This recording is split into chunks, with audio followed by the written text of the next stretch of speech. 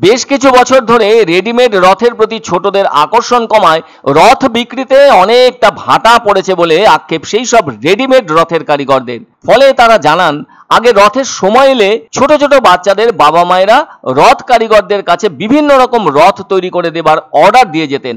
ফলে তারাও দারুণভাবে ব্যস্ত হয়ে পড়তেন ওইসব অর্ডারই রথ বানাতে, কেননা ওইসব রথের আগের দিন তুলে দেওয়া হতো তাদের হাতে। সেই সব রেডিমেড কাঠের রথকে তো আবার সাজগোজ করাতে হবে, সেজন্য সময়ও লাগবে।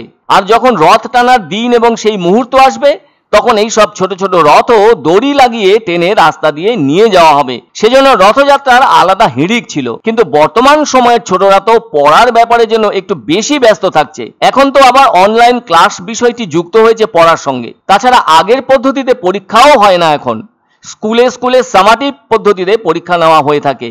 আর সেজন্য তাদের আবার টিউশন পড়ার ব্যাপারে আলাদা সময় দিতে হচ্ছে। বাড়তি আনন্দ করার মতো মানসিকতা তাদের থাকছে না, তারা চাইলেও তা করতে পারছে না। সেজন্য সময় কম আর শিক্ষার নতুন ধারার ফলে ছোটরাও চাপের মধ্যে থাকছে।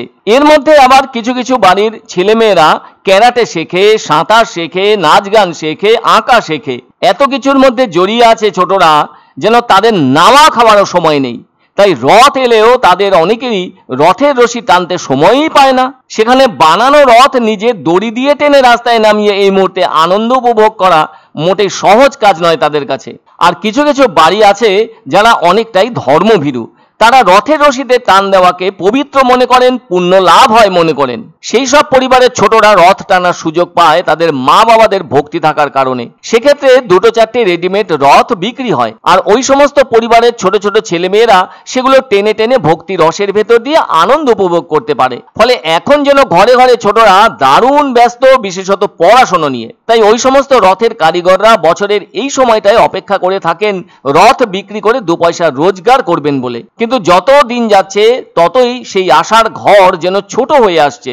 ফলে রাজ্যের কিছু কিছু জায়গায় হয়তোবা এমন দিনে গুটি কয়েক ছোট রথ বানিয়ে বিক্রি করে থাকেন ওইসব রথের কারিগররা। সেটা অবশ্য আগের দিনের মতো নয়। কি আর করা যাবে, সময়ের সঙ্গে তাল মিলিয়ে যার সামনে এসে দাঁড়াবে তাকে তো মেনে নিতেই হবে। অথচ আজ যাদের বয়স 25-30-এর কোঠায়, তাদের ছোটবেলাতেও রথের আনন্দ ছিল যথেষ্ট। তারা রথের রশিতে টান দিয়েছেন বৃষ্টিতে ভিজে ভিজেই। সে এক আলাদা আনন্দ, সে এক আলাদা অদ্ভুত ধরনের আত্মিক টান এবং ঐকান্তিক ভালো লাগা অনুভব হতো সে সময়। আর আজও ভক্তিভাব কম নেই, তবে রথের রশি যতটা না বড়রা টেনে থাকেন, তুলনায় ছোটরা কম টেনে থাকে। কিন্তু যে কোনো উৎসবকে কেন্দ্র করে তো ব্যবসার একটা দিক জেগেই থাকে। সেই দিকটির এখন অনেক পরিবর্তন ঘটেছে। সেজন্য রথের কারিগরদের মধ্যে আফসোস তৈরি হচ্ছে। আর তাই আগের সঙ্গে বর্তমানকে মেলাতে গিয়ে কিছুটা হলেও কষ্ট পাচ্ছেন রথের কারিগররা। সেই কষ্টটা হলো আর্থিক, যা বিক্রি করে 2 পয়সা ঘরে আসে। আর আজকের ছোটরা তো মোবাইল গেমেও ব্যস্ত থাকছে, সেজন্য রথের প্রতি মনোযোগ কমে গেছে তাদের। ফলে সময়কালকে মেনে নেওয়া ছাড়া আর উপায় নেই তাদের। রথে তো আগে প্রচুর বিক্রি হতো, রথ বাচ্চারা তো প্রায়ই আসতো, কিন্তু এখন এবার দেখি কোনো সেই অর্থে মানে বাচ্চা কাচ্চার দেখা নেই। ভাইপো 2-1টা রথ তৈরি করে রেখেছে। তবে বাচ্চারা, আমার মনে হয় ওই ভাইপো বললো যে মোবাইলের প্রতি আসক্ত হওয়ায় এই রথ এইসব যে আমাদের যে আগের যে খেলাধুলো বা পুজো আর্চা এগুলোর ওপর অনেকটা বাচ্চাদের আর কি মানে জ্ঞানটা কম যাচ্ছে। তো মোবাইলই সব নষ্ট করছে, ওই জন্য রথেরও বিক্রি বাট্টা নেই। এখন আর শাড়ি কুর্তি কেনার জন্য আপনাকে কলকাতার বড় বাজারে ছুটতে হবে না, কারণ জলপাইগুড়িতেই খুলে গেল শাড়ি ও কুর্তির এক্সক্লুসিভ শোরুম শাড়ি কুর্তি হাট, ডিবিসি রোড, জলপাইগুড়ি কমার্স কলেজের পাশে। আমাদের শোরুমে পাবেন কাঞ্জিবরম, ব্যাঙ্গালোর সিল্ক, ফ্যান্সি শাড়ি, রকমারি তাঁত এবং সিল্কের সম্ভার। আরও পাবেন বেনারসি ও লেহেঙ্গার বিপুল আয়োজন।